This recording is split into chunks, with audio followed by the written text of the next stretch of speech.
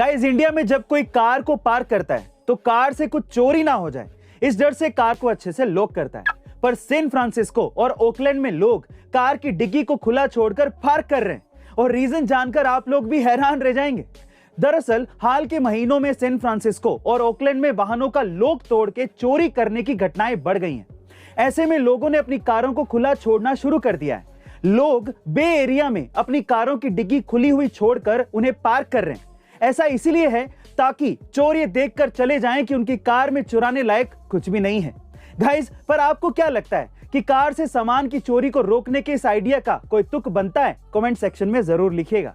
Guys, एक बंदा जिसे 17 साल की उम्र में दुनिया का सबसे वजनी इंसान घोषित किया गया था, आज उस शख्स को पहचान पाना भी मुश्किल है। जी हाँ गाइस, खालिद बिन मोहसेन शेरी जब 17 साल के थे तब उनका वजन 610 किलोग्राम था और उन्हें कहीं लाने ले जाने के लिए जेसीबी का इस्तेमाल करना पड़ता था। लेकिन अब जब वो 13 साल बाद 2021 में दुनिया के सामने आए तो लोग उन्हें देखकर हैरान रह गए, क्योंकि अब उन्होंने सर्जरी, एक्सरसाइज और डाइट के दम पर अपने वजन को 542 किलोग्राम तक कम कर लिया है और अब उनका वजन मात्र 68 किलोग्राम ही रह गया है।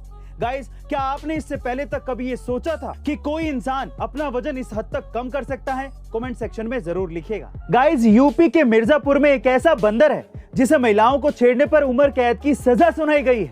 जी हाँ गाइस, अब ठीक सुन रहे हैं। उस बंदर का नाम है कलुआ। इस बंदर ने मिर्जापुर से लेकर कानपुर तक आतंक मचा रखा है। दरअसल इस बंदर को तांत्रिक ने पाला था और इसे बिगाड़ने में भी उसी तांत्रिक का हाथ था। ये बंदर इतना शरारती था कि तकरीबन 250 महिलाओं को काट चुका था, और ये सिर्फ महिलाओं को काटता ही नहीं था बल्कि उन्हें छेड़ता भी था। ये बंदर उनके पास जाकर अजीब अजीब आवाजें निकालता था और उन्हें पकड़ने की कोशिश करता था।